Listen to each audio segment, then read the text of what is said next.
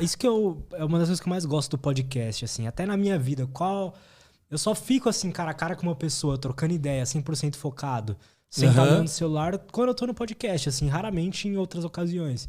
Eu gostaria de ter isso mais vezes, com certeza. Mas parece que todo mundo vive hoje num estado meio que de dispersão, Aí, sabe? então dá um detalhe. Qual o pequeno incômodo que você pode colocar em relação a isso? Talvez algum lugar que você leve o celular e não leve mais. Total, ou de tentar em alguma conversa, em alguma saída com alguns amigos, estar mais presente. Tá ligado? Aquele papo que a gente teve? Essas percepções pequenas que fazem diferença. Eu pessoalmente, assim, minha vida mudou depois que eu botei limite de celular, assim, no dia. No sentido de que, não de horas, né?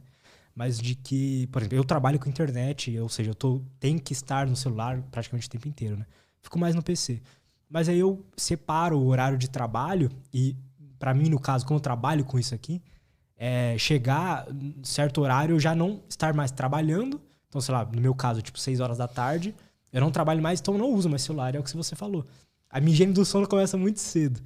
Começa tipo umas 6 da tarde e tal, e eu já não quero mais, não uso mais. Nossa, isso vem me ajudando muito. Até, sabe aquela ansiedade? Não sei se você já sentiu isso, ansiedade de responder o WhatsApp. Sim, cara, de nem querer responder mais. Você já abandona o que tá lá. Porra, lembra? Eu falei isso na última vez, inclusive, verdade, que eu nem olhava mais pro eu celular. tava com essa porra aí, mano. Eu sei como é que é isso, eu tenho isso também ainda. Tô melhorando. Eu tô melhorando. Aí agora, tipo assim, eu coloco limite. E, cara, aí que tá uma coisa, né? Pra lidar com esses pequenos momentos de ansiedade, mini hábitos, micropasso, cara. É a mesma coisa, cara. Sabe a história do frame? É essa a história do frame. Como que você lida com situações que te geram... situações ansiogênicas, né? Ou seja, que geram ansiedade. Você lida com essas situações, transformando essas situações em pequenas ações. Então, você pega, por exemplo, se a tua era mexer no celular e responder o WhatsApp, né? Às vezes você tinha 1 zilhão deles ali, né? Não sei, você tem que começar a se expor a pequenas doses daquilo. Não é se expor, responde esses 10 contatos. Não, senão você pula fora. Eu gosto daquela analogia do sapo na bacia quente. Já viu ou não? Não. Quando tentavam colocar um sapo dentro da bacia quente, pra cozinhar o sapo pulava fora. Aí entenderam que tinha que colocar o sapo numa bacia fria. E aí com ele lá dentro ia esquentando aos poucos. Ele não percebia e morria lá dentro. É a mesma coisa. Você tem que se expor às situações que te geram ansiedade, te geram medo, te geram insegurança, aos poucos, com micropassos, nanopassos, se for preciso. Entende? É igual o cara ter medo de barata. Mano, tu não vai abrir um bueiro cheio de barata pra ele. Não, tu vai lá, mostra um vídeo de uma barata, você tá entendendo?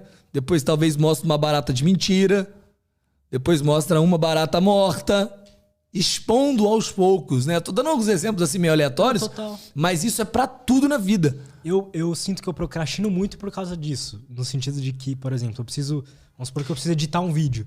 Eu só vou sentar pra editar se eu tiver as 4 horas livres que eu preciso. Não, aí que você... editar. Aí eu fico 2 semanas atrasado. A treta é, inclusive quando você não quer entrar, mano, entra e faz a tarefa por 5 minutos, velho. Porque tipo assim, teu cérebro faz um cálculo rápido. Lembra que eu falei que o cérebro é uma máquina de previsão?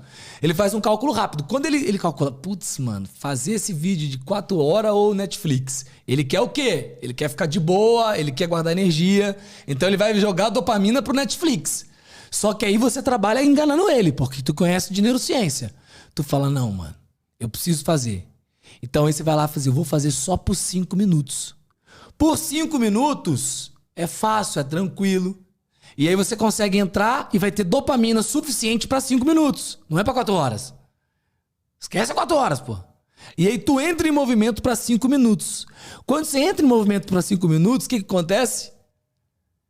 Ele continua. Aí você entra na atividade. Quando a gente entra numa atividade, o nosso cérebro ele continua mandando dopamina para aquilo. Total. E aí você se mantém fazendo. Eu tenho a impressão que a gente tem a ansiedade de fazer assim, só até começar mesmo. Porque depois que começa, então, às vezes até você gosta da atividade. O segredo entendeu? é você reduzir em coisas ridículas. É o que eu falei, lembra do frame? Cara, eu vou começar a fazer Pega isso. E pensa num frame só, mano. Frame só. Quando eu penso que eu tenho que estudar tantas coisas, eu falo, não, mano, eu só tenho que sentar na frente do computador. Aí eu sento na frente do computador. Aí eu falava, vou fazer o título. Às vezes me libera dopamina pra fazer uma página. Às vezes não. E tá tudo certo. Você sentou e fez. Você tá entendendo? A minha vida mudou quando eu comecei a estruturar... Porque eu tenho TDAH, cara. Eu tenho TDAH. A minha desregulação emocional, dificuldade para me manter engajado numa atividade, menor taxa de dopamina. Então eu tenho que enganar meu cérebro toda hora com mini hábito e micropasso. Nanopasso às vezes. É por isso que eu gosto de te trazer aqui, de aprender com você e tal, porque eu tenho a impressão de que, como a gente tinha falado de pessoas que passaram por um deserto foda e hoje são pessoas que têm um autoconhecimento e tal, do mesmo jeito eu vejo você como um cara que teve vários problemas assim por causa do TDAH, mas que aprendeu a lidar com essas coisas de hábitos e rotinas e produtividade de uma forma que talvez quem não teve os sintomas não aprendeu a lidar ainda. Perfeito, perfeito. Pô, fico felizão de saber. Sério. E é exatamente. Legal, essa dica aí vai mudar, Cara, vai me ajudar muito. Sempre pensa em... É isso que eu falo, é um frame. Framezinho, só isso aqui que eu vou fazer. E, mano, tu faz aquilo ali. Aqui que tá a questão. Se tu quiser fazer mais, tu faz. Se não, meu cérebro não quer fazer. Porque aí tu acabou de começar a treinar a resistência e entrar e fazer. Esse é o treino aqui. É como um músculo. Entrar e fazer. Pô, eu só fiz os 5 minutos. Entrei e fiz. Esse é o papo aqui. Sacou? Muitas coisas a gente entra sem que... sabe o que é isso? É que é o seguinte. A gente aprendeu, Lutz, que pensamentos geram emoções que geram comportamentos. Eu aprendi isso. Só que o contrário ninguém conta. Comportamento gera emoção que gera pensamento. Vou contar uma historinha pra você. Quando eu era pequeno, a minha mãe falava pra mim assim, ó, Simon, tava brincando na rua, tá? E aí minha mãe falava pra mim assim, Simon, vem tomar banho. Eu falava, não, mãe, pelo amor de Deus, eu tô brincando na rua. Tá maluca de tomar banho agora? Só que minha mãe tinha um motivador muito bom, que chamava Havaiana. E aí minha mãe chegava com a Havaiana. E aí eu olhava a Havaiana e fazia o quê? Entrava quietinho pro banho. Quando eu tava dentro do banho, Lutz, sabe o que acontecia? Eu começava a brincar com um dinossaurinho na parede. E eu sentava na banheira e eu tava brincando com aquilo ali. E aí minha mãe batia na porta. Simon, sai do banho. Não, mãe, eu quero ficar no banho. Ué, o que aconteceu? Eu não queria estar no banho, agora eu não quero sair do banho. Exatamente isso que acontece com a gente.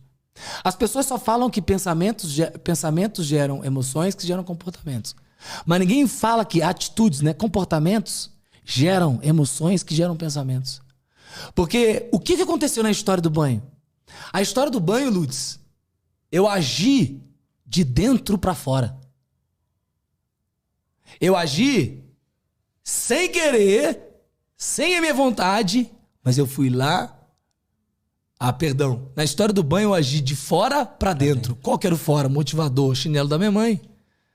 Eu não esperei estar me sentindo bem. Eu não esperei estar pensando, não. Eu fui lá e agi porque eu tinha que agir. E aí, por eu agir de fora pra dentro, eu gostei. Ou seja, o meu comportamento influenciou o que eu tava sentindo, que influenciou os meus pensamentos. O que ninguém fala é o contrário. As pessoas acham que precisam agir só de dentro pra fora. Eu só tenho que agir quando a minha vontade aparecer. Eu só tenho que agir quando meu pensamento, eu tiver bons pensamentos. Se eu tiver pensamento que eu sou isso, eu sou aquilo, eu não vou agir. Se eu tiver um pouco desanimado, então eu não vou agir. Eu tenho que esperar o melhor momento, o momento ideal, a maneira ideal para eu agir. O grande segredo para você começar a se tornar uma pessoa que faz é você começar a aprender a agir de fora para dentro. É entender que quando você está agindo no movimento, aquele movimento, ele vai fazer o quê? Ele vai começar a mudar a maneira que você se sente em relação àquilo, que vai mudar a maneira que você se pensa sobre. Isso é fato. Isso ninguém conta. E essa, pra mim, é a lógica mais correta. Essa, pra mim, é a filosofia de vida. Porque se for esperar a minha vontade...